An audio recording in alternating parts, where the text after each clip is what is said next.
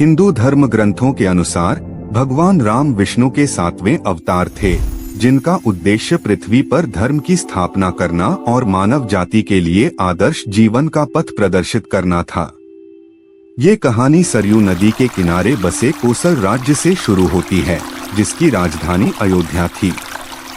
यहाँ के प्रतापी राजा दशरथ, जो इक्ष्वाकु वंश के तेजस्वी शासक थे, की 3 पत्नियां थीं, कौशल्या, कैकेयी और सुमित्रा। संतान न होने के कारण उन्हें हमेशा उत्तराधिकारी की चिंता सताती थी। तब वहां के जाने माने ऋषि वशिष्ठ के परामर्श पर उन्होंने पुत्र कामिष्ठी यज्ञ करवाया। इस यज्ञ के परिणामस्वरूप उन्हें 4 तेजस्वी पुत्र प्राप्त हुए। कौशल्या से राम, कैकेयी से भरत और सुमित्रा से लक्ष्मण तथा शत्रुघ्न का जन्म हुआ। आगे चलकर सभी राजकुमार शस्त्रों और युद्ध कला में पारंगत हुए। लगभग 16 वर्ष की आयु में ऋषि विश्वामित्र राक्षसों के विरुद्ध सहायता मांगने राजा दशरथ के पास आए।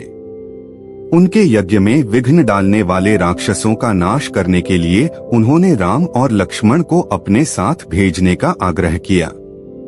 पिता की आज्ञा मानकर दोनों भाई ऋषि के साथ गए और राक्षसी ताड़का सहित कई असुरों का वध करने में सफल रहे। प्रसन्न होकर विश्वामित्र ने उन्हें कई दिव्य अस्त्र शस्त्र प्रदान किए। यात्रा के दौरान वे मिथिला पहुँचे, जहाँ के राजा जनक थे। राजा जनक को हल चलाते समय धरती से एक कन्या प्राप्त हुई थी, जिसे उन्होंने सीता नाम दिया। सीता के विवाह के लिए राजा जनक ने एक स्वयंवर आयोजित किया।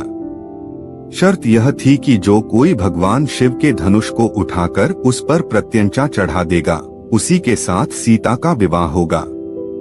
कई शूरवीरों ने प्रयास किया, लेकिन धनुष को हिला भी न सके।